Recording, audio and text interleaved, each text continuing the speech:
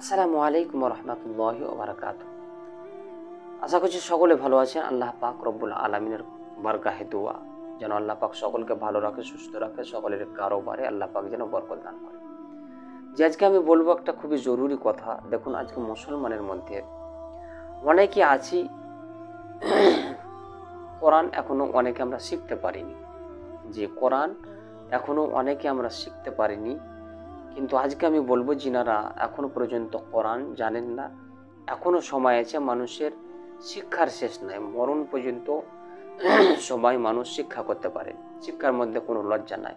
অতএব কোরআনটা শিক্ষা করুন, কোরআনকে শিক্ষা করুন। মরার পরে যেদিন আপনি ইন্তেকাল করবেন হাসরের ময়দানে কিভাবে আল্লাহকে চেহারা দেখাবেন, সেটা একটা চিন্তার বিষয় আছে। অতএব কোরআনকে শিক্ষা করুন।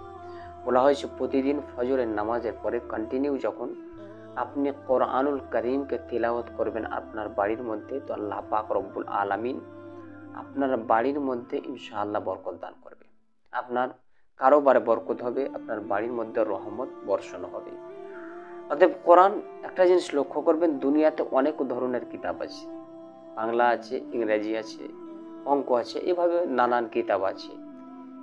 এই কিতাবগুলোকে যদি আপনার 1 খতম নয় 10 খতম যদি করেন তো জ্ঞান পাওয়া যাবে, কিন্তু কোনো রকমের নেকি পাবেন না।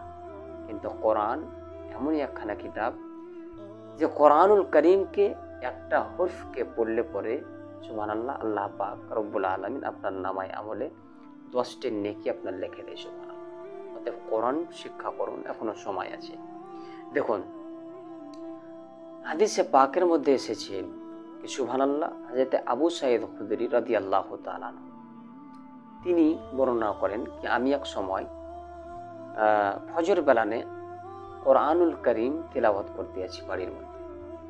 আমার ছেলে বাইরে আপনার শুয়ে আছে, আর বাইরে বারান্দার বাইরে কিছু আপনার ঘোড়া বাঁধা আছে, ঘোড়া। তো হযরত আবু সাঈদ খুদরি রাদিয়াল্লাহু তাআলা আনহু তিনি বলেন কি সুবহানাল্লাহ, যখন আমি কালামুল্লাহ শরীফ খুলে যখন আমি তেলাওয়াত করতে আছি, পাঠ করতে আছি, তো আমার ঘোড়াগুলো আচানক লাফিয়ে উঠলো বাইরে। সুবহানাল্লাহ, আমি কোরআন তেলাওয়াত বন্ধ করে দিয়ে বাইরে গিয়ে দেখলাম তো কিছুই নাই। আমি মনে মনে করলাম হয়তো আমার ছেলে বাইরে শুয়ে আছে বারান্দায়, ওই কারণে হয়তো ঘোড়াগুলো লাফিয়ে উঠেছে। দ্বিতীয়বার কোরআন পাঠ করতে আরম্ভ করলাম, দ্বিতীয়বার ওই ঘোড়াগুলো কিন্তু লাফিয়ে উঠেছে।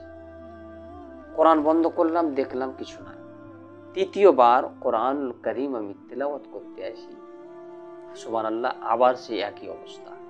কোরআন বন্ধ করে বাইরে এসে দেখলাম তো কি যেন এক ঝাঁক নূরের ঝলক মারতে মারতে, ছটা মারতে মারতে আমার বাড়ি থেকে যেন চলে গেল। তো সুবহানাল্লাহ, সকালবেলা আমি আমার রসুলে পাক সাল্লাল্লাহু তাআলা আলাইহি ওয়াসাল্লামকে এই ঘটনা খুলে বললাম কি ইয়া রাসূলুল্লাহ, কোরআন পাঠ করছিলাম তো এইরকম আমার সাথে রাতের মধ্যে ঘটেছে, এটা কি? তো নবী পাক সাল্লাল্লাহু তাআলা আলাইহি ওয়াসাল্লাম বলেন কি তুমি যখন কোরআন পাঠ করতেছিলে ওই সময় আল্লাহর ফারিস্তা তোমার ঘরে এসেছিল, তোমার কোরআন পাঠ করা শুনতেছিল। সুবহানাল্লাহ। অতএব কোরআনুল করিমকে যদি আপনি পাঠ করেন, এখানে কি শিক্ষা পেলেন?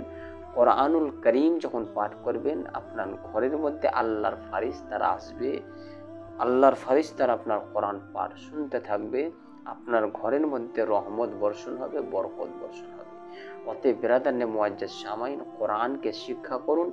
আল্লাহ পাক যেন সকলকে কোরআন